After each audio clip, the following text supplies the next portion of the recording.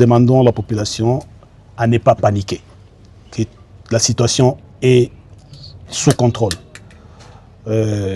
Aujourd'hui, à l'avant-midi, au niveau de la province du gouvernorat du Nord Kivu et du Sud Kivu, 2 réunions importantes ont été prises pour gérer la situation. Et là où les cas a été confirmés au Nord Kivu par l'INRB, qui est l'extension de Kinshasa, un laboratoire connu et spécialisé dans des cas de maladies virales, il a été confirmé qu'une femme d'une trentaine d'années révolue a été confirmée et qu'on a pris en charge cela, ou à travers l'autorité provinciale qui est ici représentée par le vice-gouverneur et les chefs de division de la santé. Ils vont vous donner les données techniques où on a mis en place des points d'entrée et de sortie des populations afin de les sécuriser. Nous allons d'abord protéger les populations sous l'espace que nous administrons et nous demandons que les populations vaquent qu'à leurs occupations journalières et quotidiennes, où nous avons la mission de bien gérer la communication pour informer notre population, la sensibiliser, leur donner des mesures préventives et donc des mesures barrières, des gestes barrières, des pratiques qu'il faut observer. Et ensuite, nous allons prendre en charge tous les cas suspects et les cas déjà confirmés. Et même prendre en charge pour les cas de, s'il advenait qu'il y ait des morts, comment prendre en charge les cérémonies de funérailles et tout ce qui va avec. Voilà un peu les mesures qu'on a prises à la sortie de cette réunion. Et tout est déjà mis en place, les moyens sont mis en place et les personnels sont déjà mis en place. Nous venons de dire que nous contrôlons déjà, nous avons mis des dispositifs stratégiques et sécuritaires dans le point d'entrée et de sortie. C'est-à-dire les douanes font partie des points d'entrée et de sortie. Les lieux publics, les écoles, les hôpitaux, les marchés, on a pris des dispositions et là c'est l'autorité provinciale et les chefs de division qui vont vous donner tout un package de stratégies et des mesures barrières que les populations doivent mettre en application afin de vaquer librement à leurs occupations et d'éviter la contamination. Donc la population n'a pas à paniquer. Tout est sous contrôle et dans notre espace, tout est pris en charge. Au Nord Kivu, là où il y a les cas déjà confirmés, et au Sud Kivu, mutatis mutandis, que nous allons faire la même chose que ce qui s'est passé au Nord Kivu. Par conséquent, il y a eu les 2 réunions qui ont été prises en charge et les moyens ont été donnés.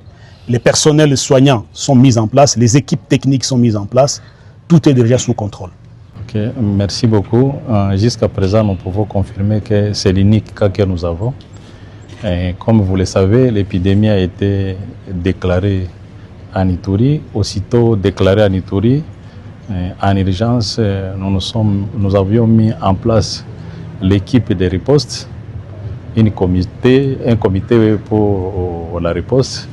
Et on a commencé directement à élaborer un plan de contingence pour notre province ici.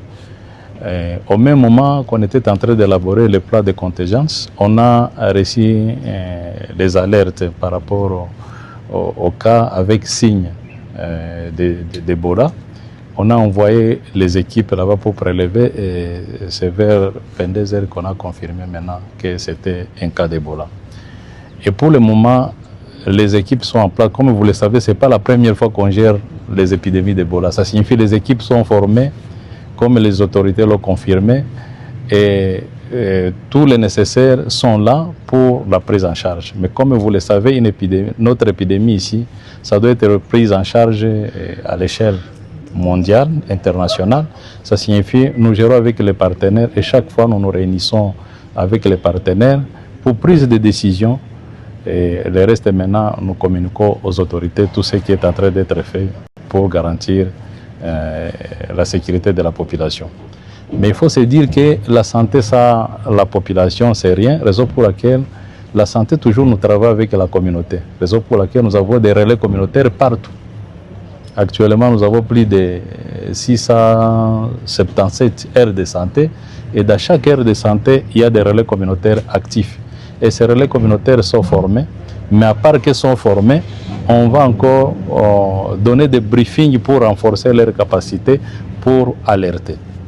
Jusque-là, tous les cas contacts de ces cas index qui a été diagnostiqué avec les laboratoires INRB sont en train d'être listés et ils seront suivis selon les orientations qui sont définies dans notre plan de contingence. Partout, dans les points d'entrée comme des points de sortie, il y a des points d'eau, là où tout le monde doit se laver les mains avec l'eau et le savon.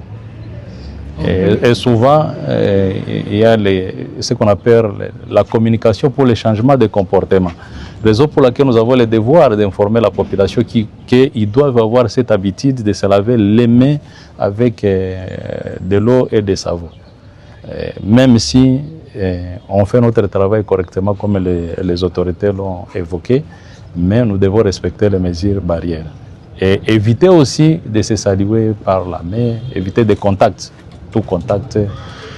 Mais le reste, ça ne nous interdit pas de vaquer à nos activités. Mais par rapport aux dispositions, il faut dire que depuis qu'on a été alerté, on a pris des mesures. Le matin même, on a été en réunion, on a identifié les points de sortie et d'entrée dans la ville de Goma, entre autres la Grande Barrière, la Petite Barrière, le port, la barrière de Mubambiro, Operpe, Kirumba et consorts. On a décidé qu'il y ait déjà des temps qui soient installés là parce qu'il faut que les gens prennent des mesures. Entre autres, se laver les mains avec du savon. Et c'est ce qui a été fait. La régie des eaux a été alertée. Maintenant là, les tanks sont en train d'être installés un peu partout là où je venais de dire. Les savons ont été achetés. Et je crois que déjà ce soir, tout sera